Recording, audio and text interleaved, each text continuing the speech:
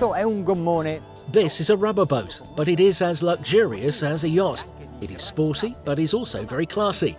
In short, it is difficult to define it, maybe by its name. Built by Ranieri International, it is the CAYMAN 38 Executive, and this is the TROFEO version, the one with the richest setup.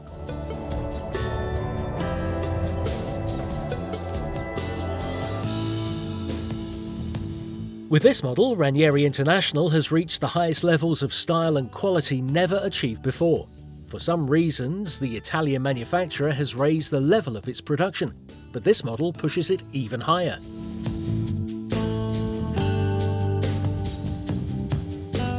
By the way, in the top view you can see how they calibrated the length of the sun deck, just as long as a person. What is the use of a huge mattress?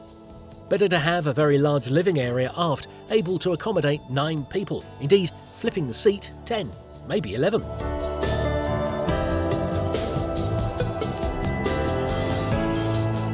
The kitchen is here below.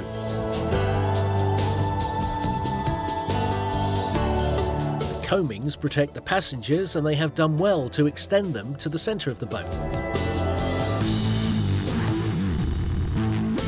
Security gives serenity. It makes you feel good. That's why Ranieri International has put handholds where there are no protections, at the bow.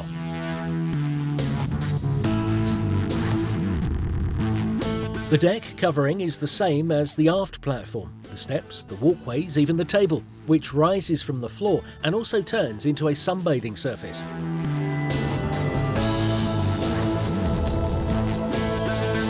Such elegant coatings are surprising on a rubber boat, but if you think it should have a more sporty feel, know that you can customise it, because Ranieri International does everything in-house.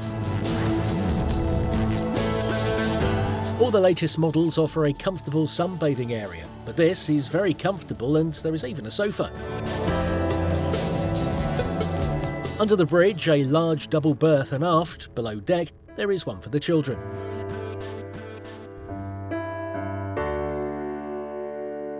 The toilet is in a separate compartment.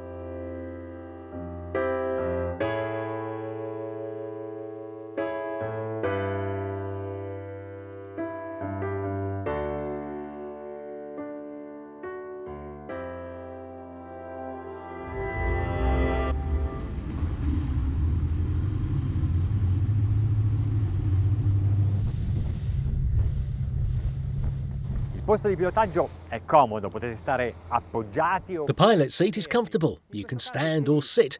In this case, your feet go up on the platform. But if you want to go strong and the sea is rough, it's better to stay on your feet and keep some spring in your knees. Widen the legs to find more stability. We have a pair of 350 horsepower Suzuki outboards. They are the model with double counter-rotating propeller. Portiamo subito in planata. Let's begin planing immediately.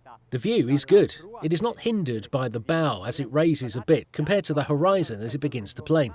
The vertex is narrow and the blind spot is minimal.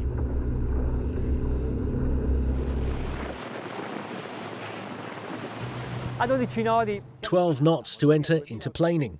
Engines at 2,800 RPM. The trim, of course, all down.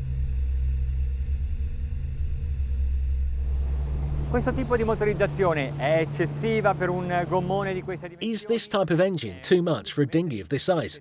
Well, it's 11.7 metres altogether, and its weight, without liquids, without the engines, is 3,500 kilograms. If you want to go fast, you'll need a bit of horsepower. Come vi ho detto, hanno la doppia ricarica. As I told you, these outboards have the double counter-rotating propellers, so they push even a solid mass well. And they really do, because without touching the trim, we have passed the speed of 25 knots with the engines at 3,600 RPM. The trim is improved. Now the hull is spread over the water. The total consumption is about 70 litres per hour. The outboard has been moved away from the transom. They have placed them on aluminium brackets, and this serves not only to have a beautiful stern platform, wide and enveloping, but also to optimise the performance of the propellers. The further you move away from the hull, the more the yield increases. installato anche un comando che permette di dosare la timoneria. Potete averla. They have also installed a command that allows you to adjust the steering response.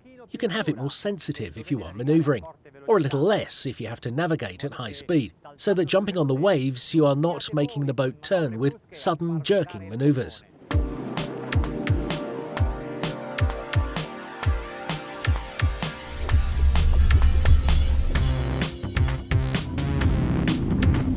The traffic today in front of Cannes is quite intense. We do a bit of slalom to avoid the other boats.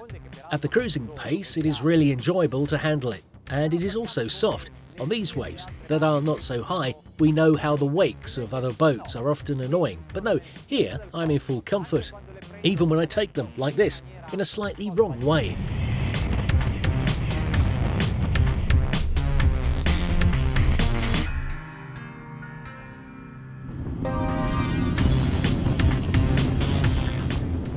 Nodi, 30 knots, 100 litres per hour, and you continue to sail very well. But maybe now is the time to raise the hull a bit out of the water.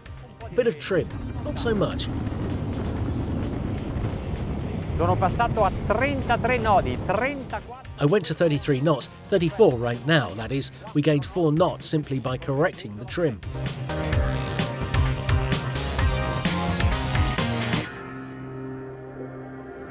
È veramente morbido, soffice sull'acqua. Incredibile, d'accordo. È facile fare uno scafo che naviga bene. It's really soft on the water. It's amazing. Okay, it's easy to make a hull that sails well when the length of the hull is, as in this case, 10 metres. But here, you have also made 2 steps, a complicated thing for a designer. And if he was able to do it well, we'll see it now, giving gas.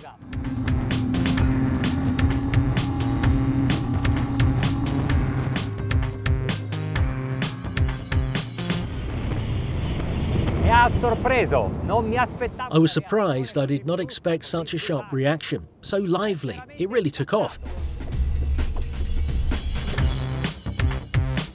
Ho dovuto togliere gas per trovare la. I had to cut back on the gas to find the maximum cruising speed, with the engines at 4,800 RPM, 38 knots. But now, let's try it to the maximum. Full speed. La conduzione non è per nulla impegnativa. Handling is not at all challenging. It holds the route really well. I still have a good view and I have not raised the trim yet.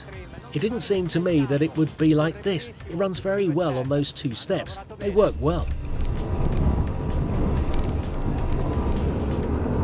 Portiamo I motori al massimo regime. We bring the engines to full capacity. We are at 6,100 RPM and the speed is 50 knots.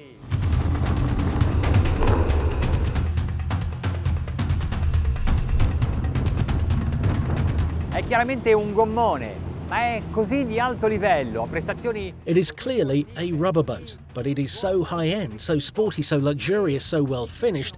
I wonder if it cannot be a viable alternative to certain open boats. Let's think about it.